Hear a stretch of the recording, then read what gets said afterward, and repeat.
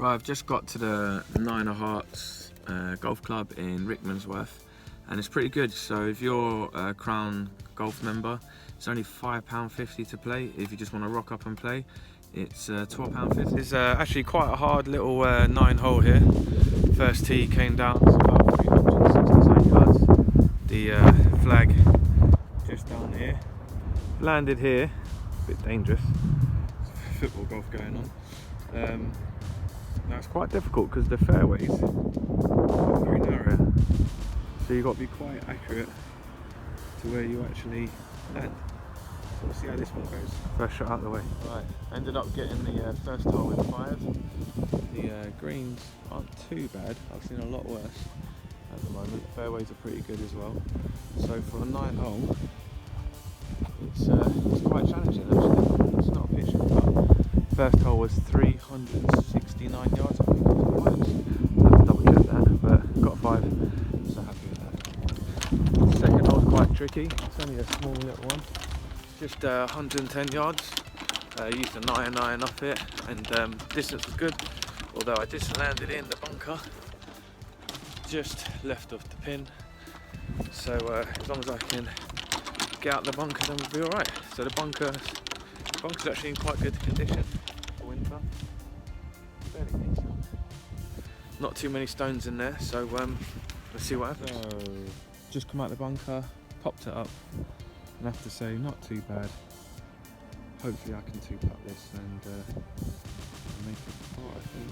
I can't remember what par this is now.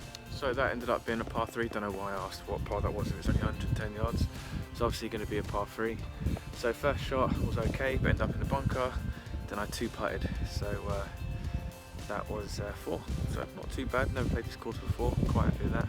As I've played Mill Green many times, and they're par 3 and get 4 quite a lot, so yeah, going alright. So I've decided to come out to Hertfordshire, Rickmansworth in Hertfordshire to play their 9-hole.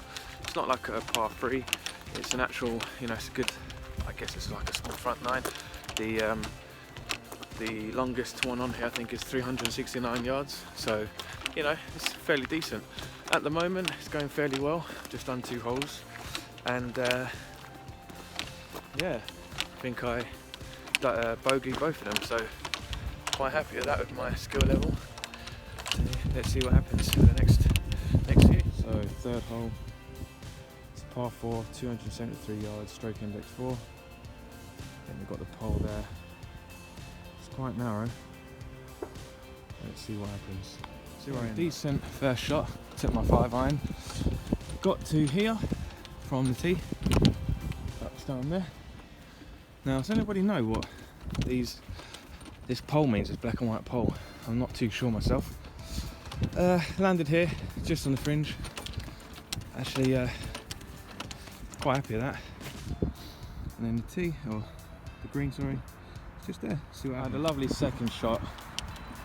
Was going nice and straight, but unfortunately, just short. End up in the bunker. Hopefully, I can get out of here. So this is hole number 4. It's a bit of a strange one. It's got the putting green right next to you, which is a little off-putting when you've got people watching. I have to admit, hole 4 is a bit of a strange one. Land around here. Again, that back on the stick. Not sure what that means. Someone let me know. It's a bit nerve-wracking because you've got the driving range here. Then you've got a putting green right next to your tee.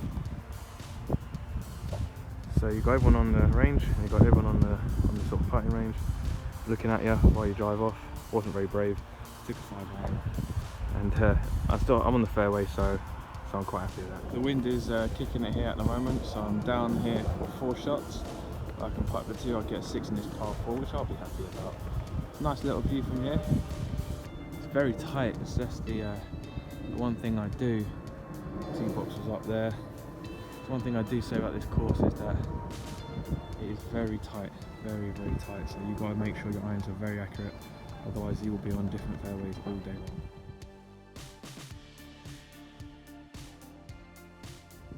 So hole number 5 is a nice little interesting one.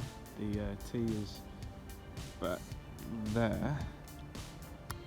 I landed just in a little ditch there, and I chipped up onto here. Now the thing is, there's 2 bunkers on the left and right there, so if you don't chip that nice and accurate, you're going to be in there. If you duff it, which I unfortunately do quite a lot. But it's a nice little par 3. It's quite challenging, and this is the hole number 5. Alright, this is hole number 6, a nice little 249 yard. Just took an 8 iron off, and I decided to go straight right over the tree here and see where I can go from there. It's an interesting one because you can't obviously see the pin. You're kind of going blind if you've never played it before. So hopefully the ball should have landed just beyond those trees up there. So we'll see what happens. Not bad. So over the tree, whee, plonked right here. One more shot to the green. So hopefully I can get it. So this is the 7th hole. I've just played this one. It's a nice little par 3. Straight down this hill. And I actually landed it by the bush. There I clipped the ground with my pitching wedge. But then I've done a nice trip onto the green there. And I one putted, so I had a nice little par. But it's quite a difficult little par 3 if you get it wrong.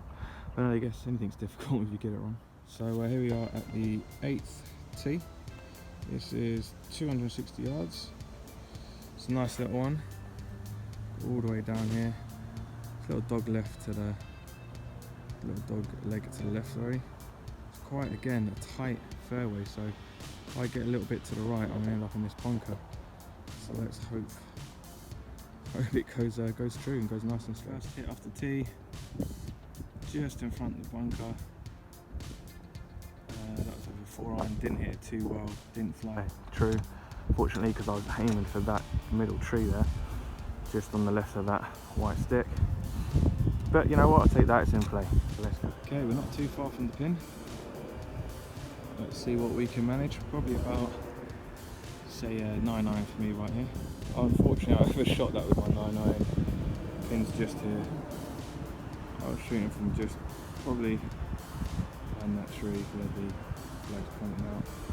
Well, actually a bit further back than that, but yeah, it didn't get up in the air, thinned it a little bit and it shot right through. Fortunately, my putting went to shit. End up picking up a 7 on a par 4. Anyway, on to the last hole on this night. We have what we got here, par 3, 87 yards. It's a nice little cheeky one. It's downhill, so we're up here. Gonna do a nice little pitching wedge, get up in the air, hopefully land down. That's the plan. Right, that is the best shot for me today. Plugged right down there, just left of the pin. Let's have a look how far that's plugged in. But pitching wedge nice and high, came right down, bang, plugged right in, just left of the pin there. So that's the shot of the day for me, and nice that it's on the last hole as well. So the tee's just up here on top of that hill, 87 yards away, came over, smash. As you can see, there's a lovely divot there, or plug there, and it just literally ended up inches just back. And I've got a nice, hopefully, birdie putt. So we'll see what happens. Please let me birdie it. I do need this right. So close to a birdie, but hit this kind of divot here, and instead of it running true, it just bobbled off to the left. So I'm going to blame it on that, but it's a nice par anyway. Could have done a birdie, but it was a nice par. Straight up, straight down, into 2 putts. I've got to say I really enjoyed playing a 9 of hearts. It's quite challenging for any high handicappers like myself. I play with 28. You've got to be really accurate with your irons. You won't really need a driver apart from maybe one hole.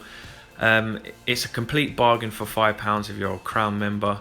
If you're not, £12.50 rock up and play. You can't argue with that. It's definitely a challenging course and one to give a go, and I'll definitely be back.